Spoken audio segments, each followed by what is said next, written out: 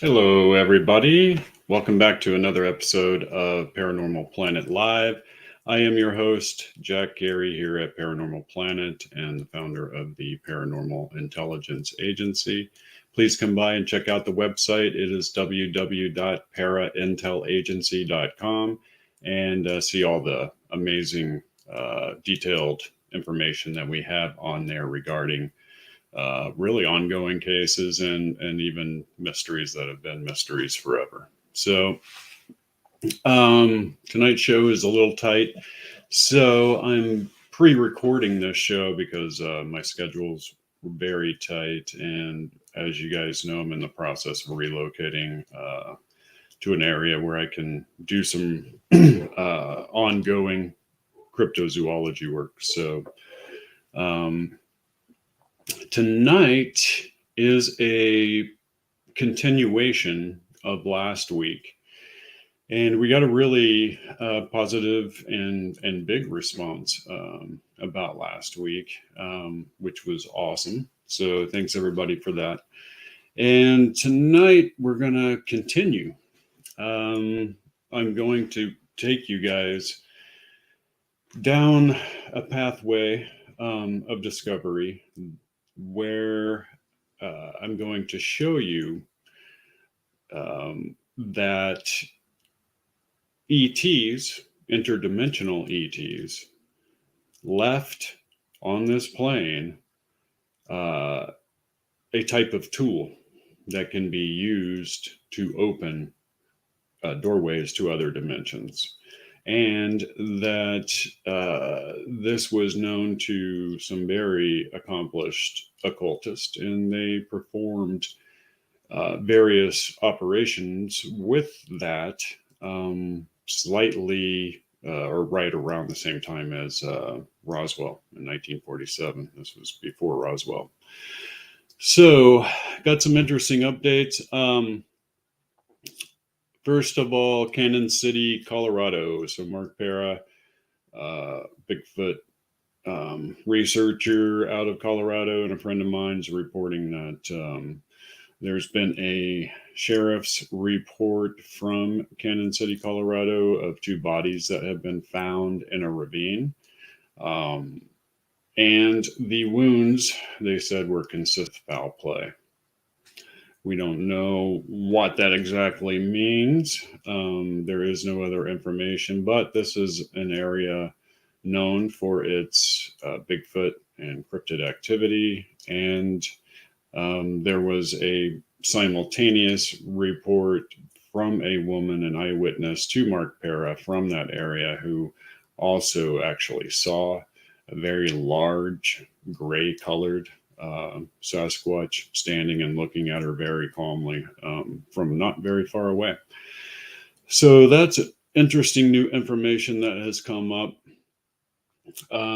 We've been discussing the OSAP program and their findings about the paranormal activity that accompanies UFO activity, and the hitchhiker effect, and how all of this is pointing us in the direction of interdimensional aliens.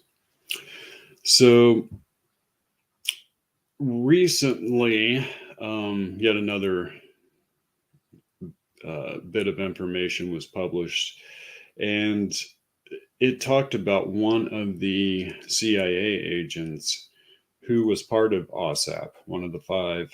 And if you'll recall, all five experienced the hitchhiker effect. This gentleman not only had the hitchhiker effect, but he also reported an outright full-blown alien abduction.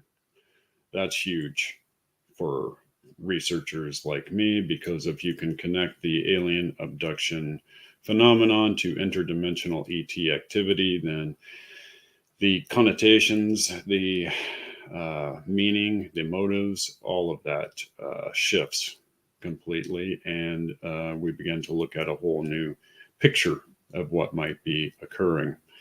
So that's fascinating to me, because the OSAP program, without a doubt, made a link from the UFO phenomenon to this paranormal ongoing, widespread paranormal phenomenon that spread like a virus among the people involved in the program, the pilots who saw and filmed the craft, intelligence agents associated with the program, etc. People they came into contact with who weren't even part of the program or knew anything about who they were or what they did. We're talking about, well, neighbors were described, so were school children that were in contact with the children of these intelligence agents, etc., who spontaneously began to experience this wide array of paranormal activity. Almost like the hitchhiker effect has a virus kind of effect to it. And so that is where the cutting edge, really, of paranormal research is today. And I'm going to take you guys down a really, really interesting path of discovery. And this is something that I learned, oh my God, over 20 years ago, when I was neck deep investigating ancient mysteries and ancient mystery schools, and came across, well, let's call it a whole stream of people who were the real people, who had the real knowledge, and directed me into the right places of finding where that knowledge is kept, etc. So I'm going to share some of that with you guys tonight. Gosh, first of all, let's talk about the FBI document. The FBI memo that I showed last week talked about how these craft automatically materialize upon hitting the vibrational rate of our plane. So we know that, sound, frequency, vibration, all of this has to do with their ability to manifest in our dimension. I'm going to propose a theory tonight that the atomic weapons that were tested in the, in 1947, etc., in the deserts of the American Southwest, looks to have actually torn a hole in the electromagnetic membrane that separates our dimension from another. And this would explain the FBI memo and how they believe these to be etheric, supernatural entities that are coming from another plane. And they use the word etheric, and ether is an occult term, really, for another dimension other than this. So that is really fascinating. The memo talks about how these beings want to settle here. We know from a lot of insider testimony that it appears as though that weaponry or those tests also damaged their world in this other dimension. And who's to say that, the way quantum mechanics works, etc., and all of that, who's to say that it didn't do that? Perhaps worlds or planets are actually positioned side by side, but on completely different dimensions. And when you had a big blow up on this one that literally penetrated the membrane, all of a sudden, this one has damage done to it. And so, that's what the FBI document says. And that was written shortly after the 1947 Roswell incident. And so let's go. I'm going to switch gears a little bit, and I'm going to talk about a little bit of an ancient mystery. And then I'll bring this around to make sense to all of you. So we're going to talk about Enoch, and we're going to talk about the Watchers. Of course, that spiders off, spider webs off into the Great Flood, into the creation of the Sasquatch species, etc. But what I specifically want to talk about is what's known as the Enochian language. Now, it's known, from the Book of Enoch and other writings. Most people don't know, but the Book of Enoch is the oldest Hebrew writing extant in the world. And when they discovered the Dead Sea Scrolls at Qumran, they found 9 copies of the Book of Enoch. That was far more copies than any other scrolls that they had written. So you can see what the weight of the importance of the document. Now, Enoch in the accounts was in contact and communication with what he called the Watchers. Today, most researchers consider the Watchers to be an ET presence, right? And in my particular case in research, I believe them to have been the Anunnaki. And when you plug that in, everything begins to make a lot of sense.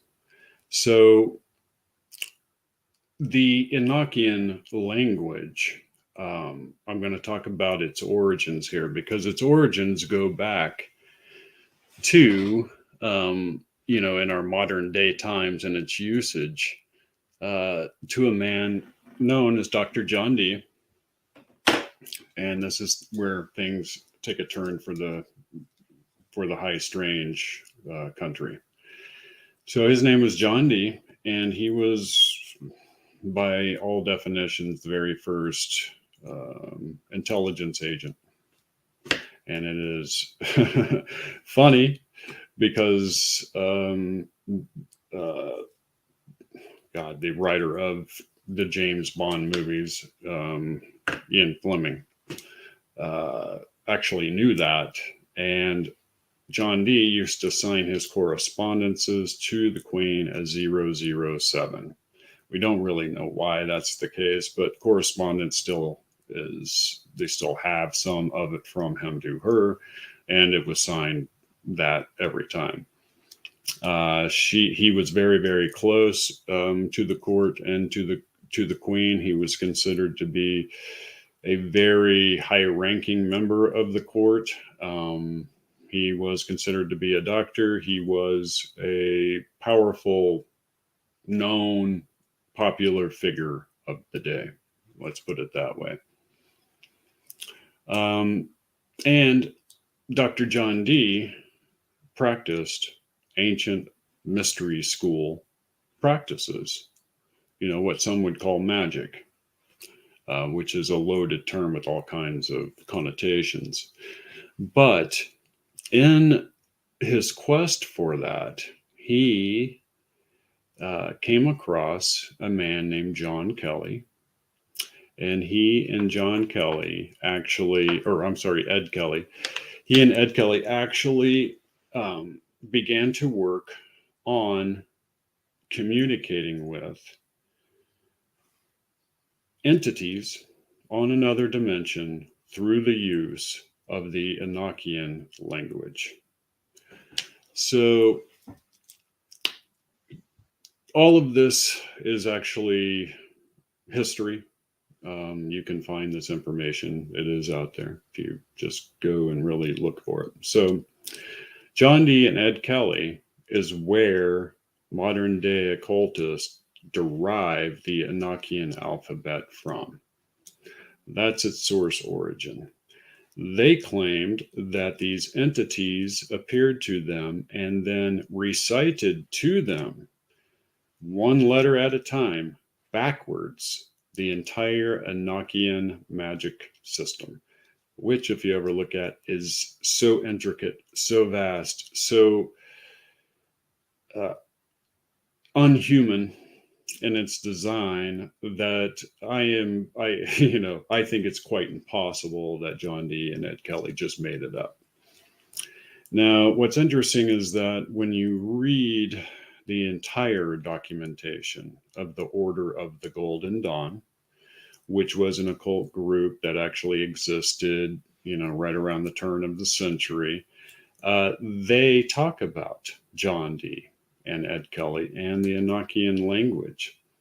And they talked about how they doubted that John Dee and Ed Kelly actually received this communication from an interdimensional being that John Kelly and Dee were calling angels, right? The Watchers, the angels, Enoch's Watchers. And they were using this Enochian alphabet and language. And I'm going to show this to you here in a moment. I'll show you what the alphabet actually looks like. So they have this entire system.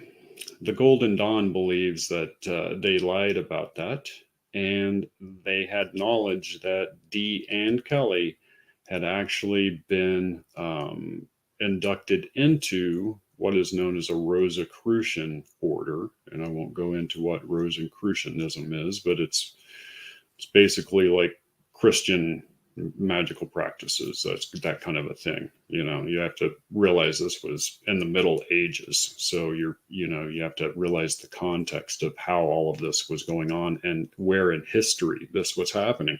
This was the Middle Ages. This was a time of sheer brutality and all of that. So they claim that in the Order of the Golden Dawn, in case people don't know, is made up of all of the most famous occultists known to people who practice occult practices today.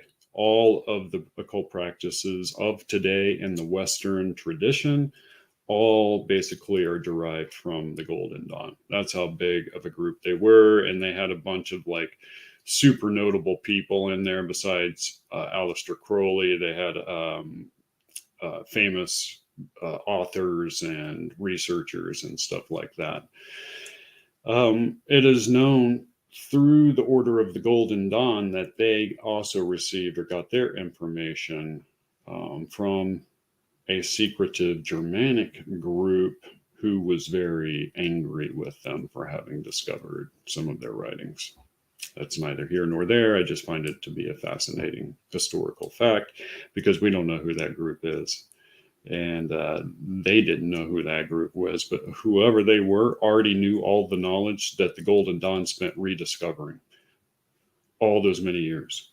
So whoever they were beyond advanced compared to anything else that was going on. Fascinating. So the Order of the Golden Dawn, who is completely believable in their research, believed Dee got this from a Rosicrucian order. We know that Enoch was in fact in contact with the Watchers or the Anunnaki, and I propose that the Enochian language is actually the Anunnakian language, and that he was communicating or able to communicate with them using their own language. They taught it to him. Now, for the deep researchers, you probably recall that Enoch is one of the 2 or 3 people that never die in the Bible. It is said that he was I guess, he pleased God so much that he never suffered death, and that he was translated. That's the word that they use.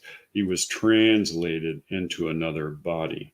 Now, in modern day UFO/alien research, we have a whole running wide body of evidence talking about the aliens actually growing what they call soul containers. And those are just biological bodies, some of which are being grown with our DNA. And so when you translate one consciousness to another body, is the same thing that the ETs are talking about, and the same thing that's said about Enoch never having to suffer death. That's fascinating, and something that I don't think anybody else has, talked about. So let's see here. So modern day occult groups inherited all of this system this information, this ancient alphabet. Now, in the Order of the Golden Dawn, it states that not only did they not believe that Dee obtained the language the way he did, but that some of their occult investigators found some of these alphabet letters actually carved into temples that they described as being as old as the world. So they had already determined that there was ancient, writing. There were letters from this alphabet found on temples.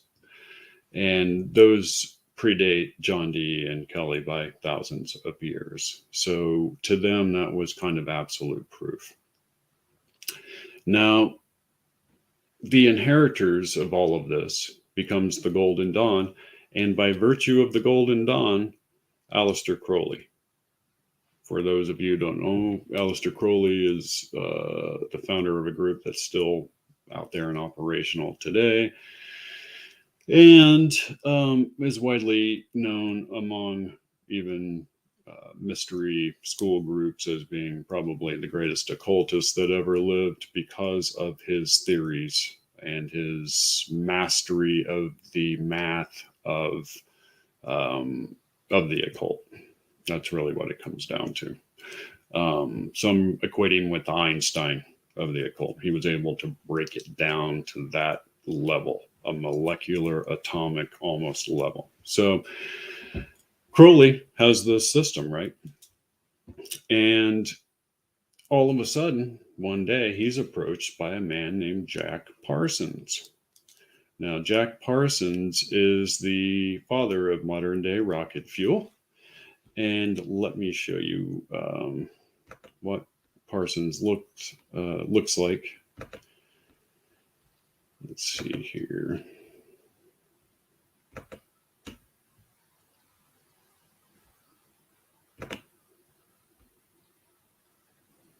Okay, so go back to my screen here. This is a depiction of Jack Parsons, and so are all of these. This is a depiction of Aleister Crowley. Jack Parsons actually founded JPL Laboratories, or Jet Propulsion Laboratories, which eventually becomes NASA. So the guy who invents rocket fuel and JPL Laboratories, eventually becoming NASA, also approached Aleister Crowley because of his interest in the occult.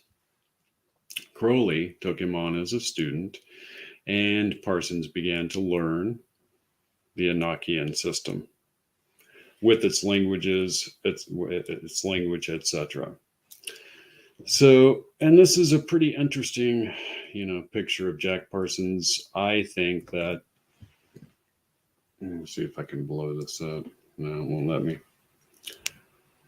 But I think that it's probably the best picture. Now, let me share something else here, because this is actually even hit mainstream media. And I wanted to show you that. And this was, I don't even know how long ago. I didn't look at the date of the article. So let's see here.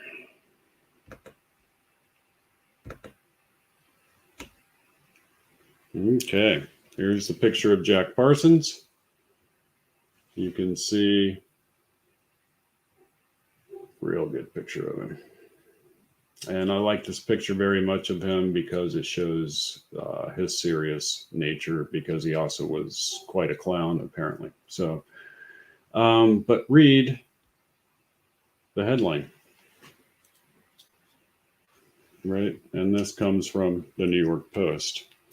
So that is, something that very few people know of, even though, things have been discussed in mainstream media.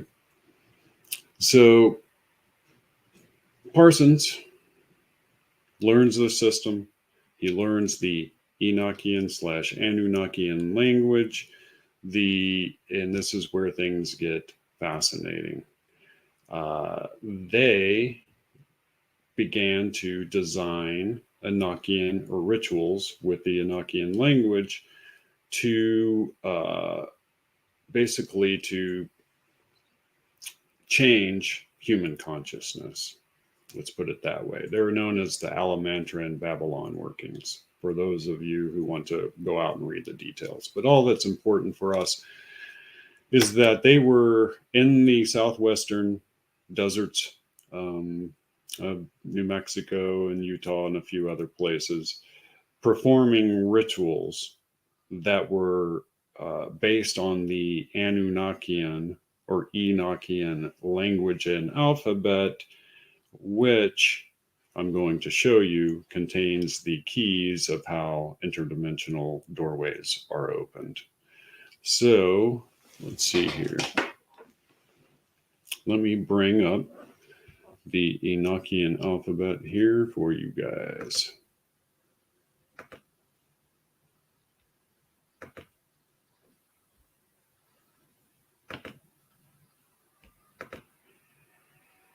And there you are. No. Let me do that for you. So this is where things get very, very interesting. There are 22 letters in the Enochian alphabet. Each letter equates to a number value. Therefore, words that are constructed properly also contain mathematical equations. And what is the universe's language? It is numbers. It is math. It is equations. So that's fascinating because we have another example of this on the earth, and that is in the Hebrew language. There are 22 letters. Each letter equates to a number value. And because of that, you can actually create codes within codes. It is a beautiful, fascinating language. You can create words within words, which are called notaricons for those of you into research of this kind.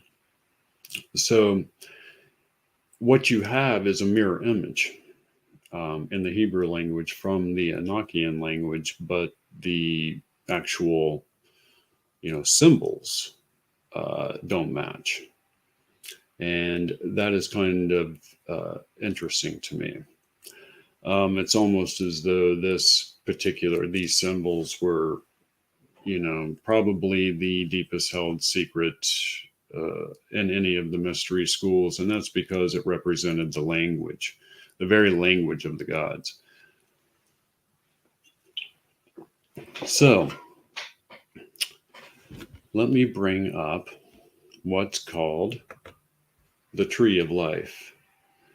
So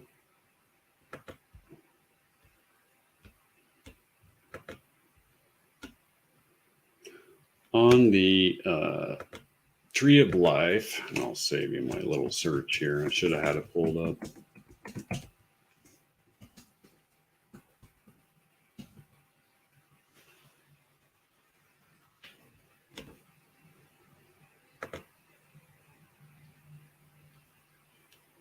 Okay, so I'm going to pull one of these up for you.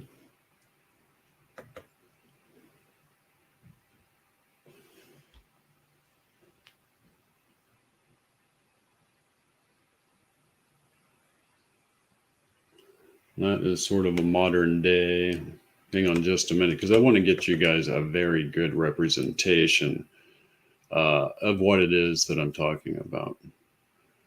So, and it's best if you can find it in color, because colors represent frequencies.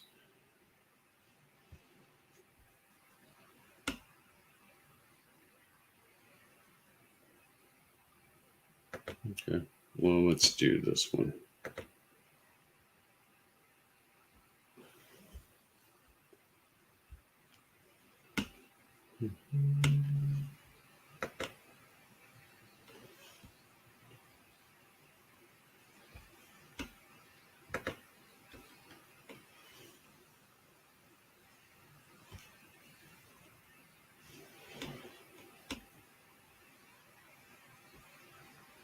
Okay, so I'm going to bring this tree of life up, and I appreciate you being patient because this is where everything sort of falls together to make sense of all of this. So let me go to share.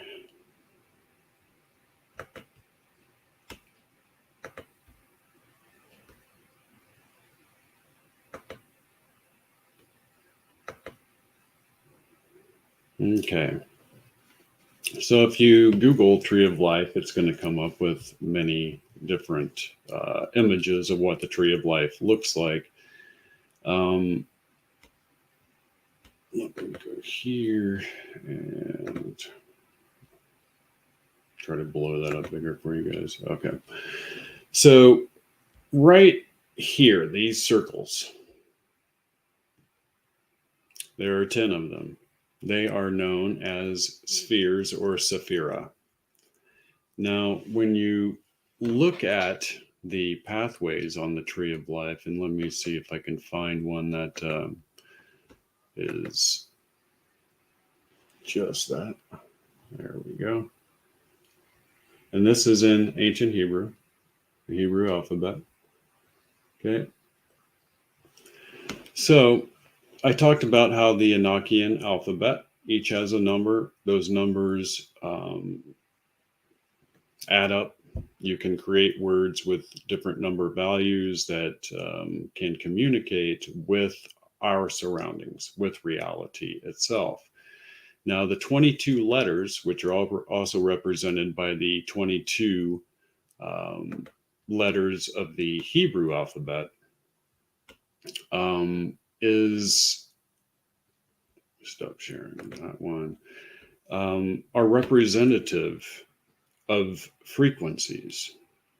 It's no coincidence that along what they call the Causeway of Peace in Egypt in ancient times, there was a series of 22 pyramids. Each one of those pyramids operated to a different kind of frequency, and depending on what ailment you had, the priests would send you to one of those 22 pyramids to be healed by the sound vibrations. So what we're talking about is 22 different frequencies represented by the Enochian or Anunnakian language, which have numerical values that you can put together in the construction of words themselves in such a way that when you speak the word, it actually inserts a mathematical equation into your reality matrix. That's what we're talking about. So, and without getting really deep into it, that's the front side of the Tree of Life. And you notice the paths between the spheres. Let me bring that up again.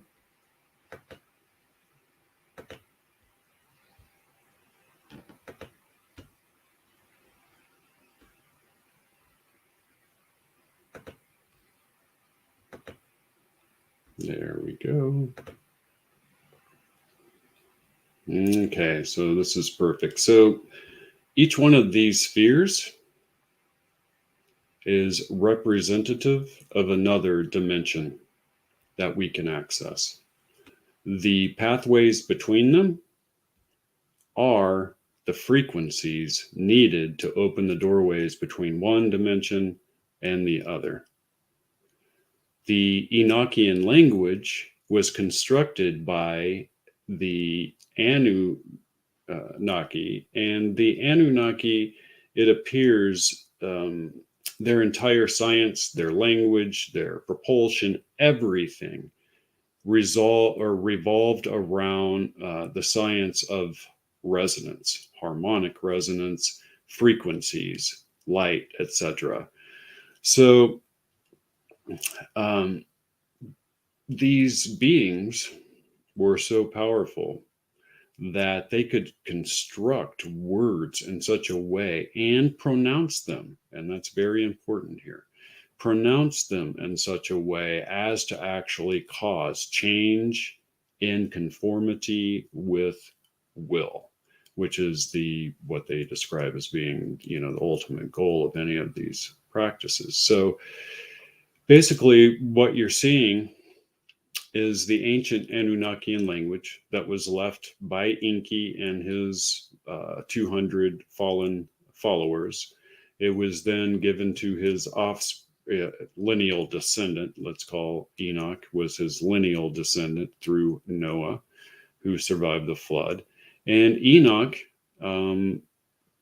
passed this knowledge on to the Egyptian mystery schools and may have been Imhotep himself. Some people believe Enoch was Imhotep.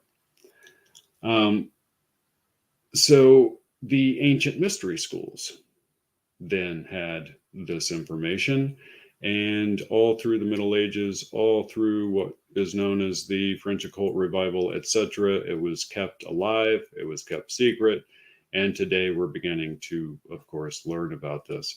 Now, this is my understanding of all of this through the years and years and years of research that I have done, and how all of this connects to actual scientific mechanisms.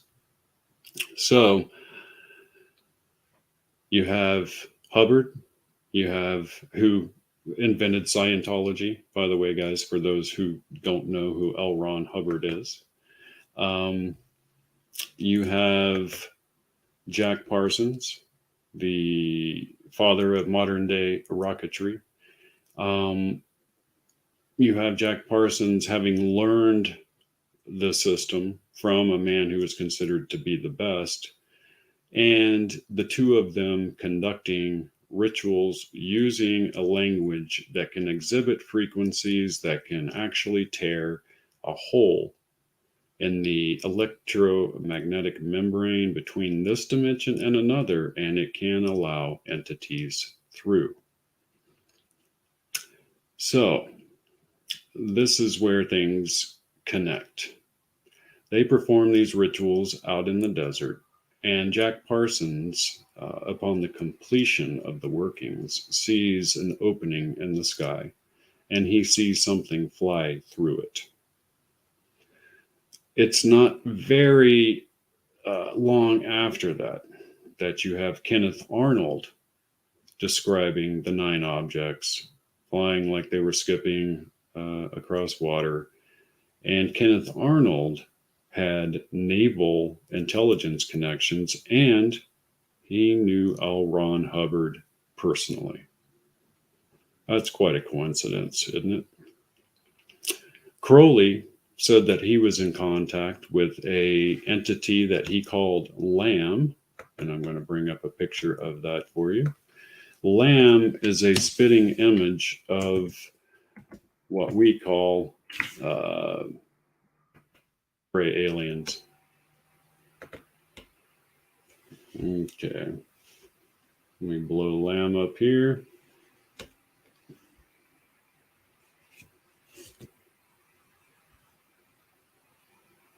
And now I will share this image with you guys. I just pull all this up off the internet as I'm talking to you. So let's see here.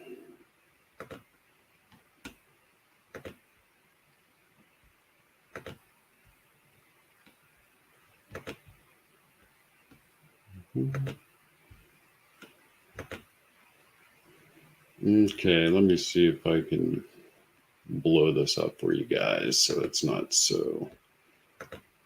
I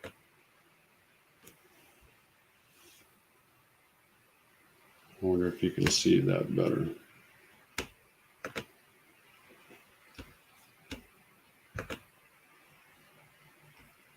There we go.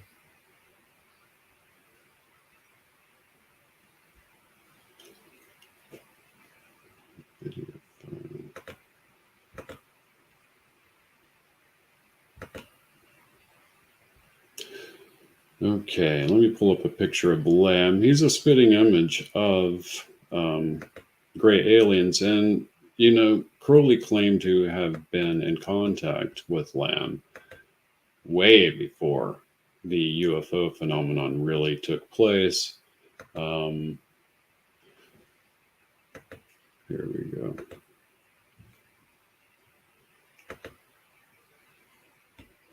Here's a good depiction of Lamb. You can see the telltale shape of the head. The eyes look slightly different, but we've been told many times that the black almond-shaped part of the eye is actually a protective eye covering.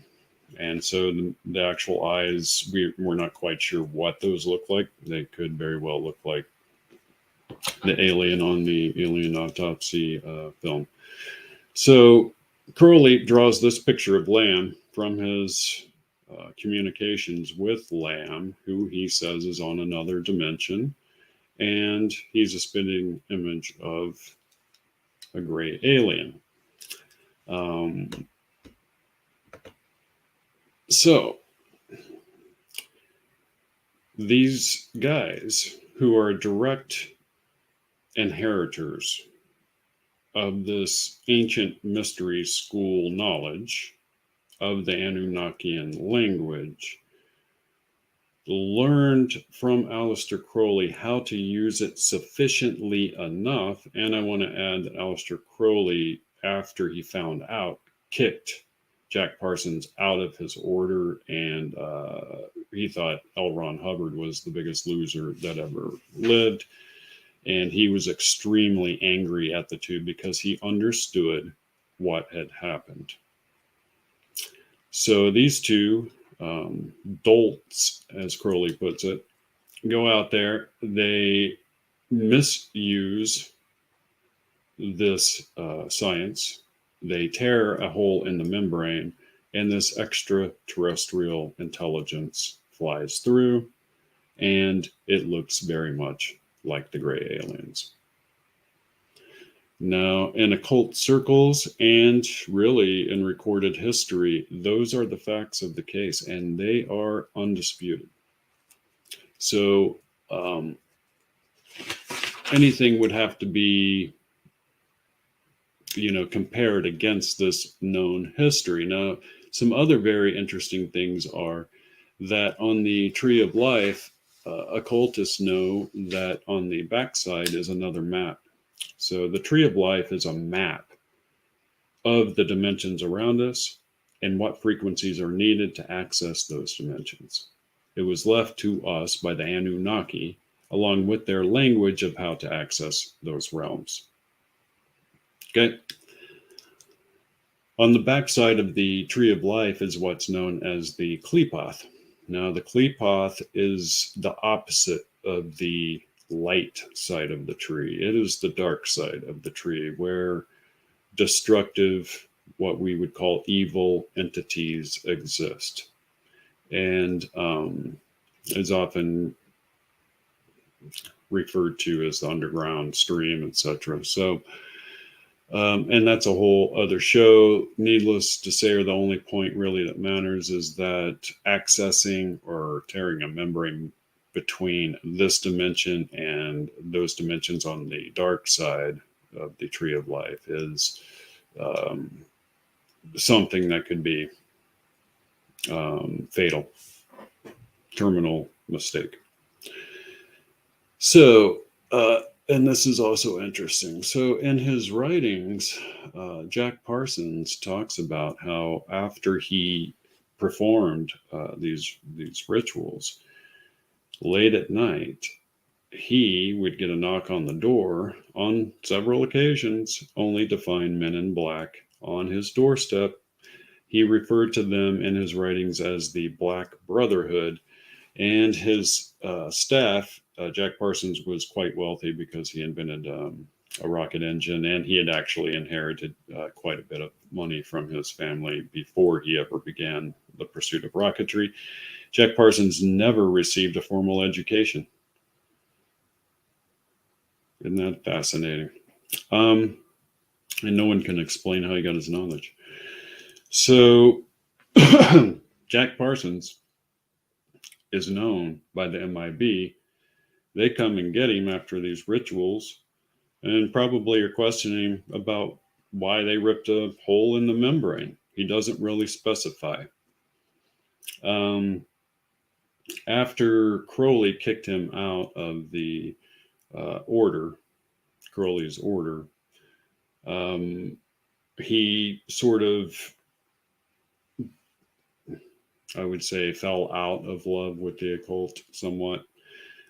He performed a number of rituals with a famous Hollywood actress of the day, and her name was Margie Cameron.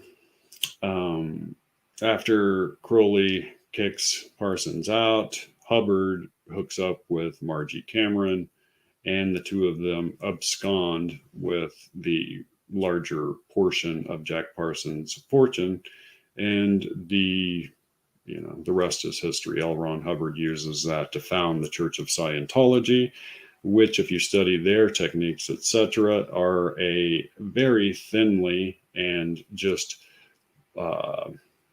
more acceptable version of exactly what Crowley was teaching. And Crowley always called the guy a hack, and he was a hack.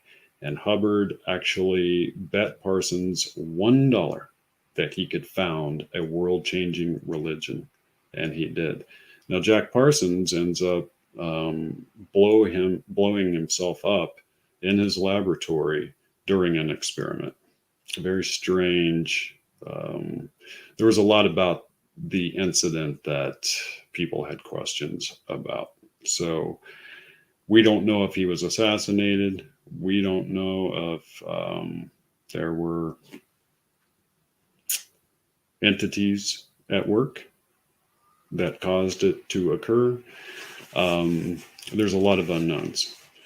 So now you get to see that this FBI document, talking about the ether, talking about these craft and entities appearing on our vibrational plane, they automatically materialize all the way around to the Anunnaki, leaving us a language that would then allow a ritual to occur to open one of these doorways for an extraterrestrial intelligence to enter. And God, from there, guys, it spider webs into so many directions. But this is a central hub of what you need to understand with how the underground occult figures into not only UFO disclosure, alien disclosure, etc., but the connections between these occult groups and intelligence services is extensively documented and often are made up of intelligence agents. And so I'll be producing a investigative video pretty soon on more of that, intelligence agents using the occult and what they were actually able to discover. So that was fast for the amount of material that I have. And like I said, that was just sort of scratching the surface. So the actual, deep details of all of that, I'm sure that I'll start covering in a few episodes as I go into some ancient mysteries and stuff that I plan to do. So anyway, thanks for coming in. Thanks for watching. Thanks for being a viewer of Paranormal Planet. Please hit the like button, hit the share button, and the subscribe button. That's what needs to be hit for YouTube to pick it up in their algorithm and share it with more people who could benefit from this knowledge.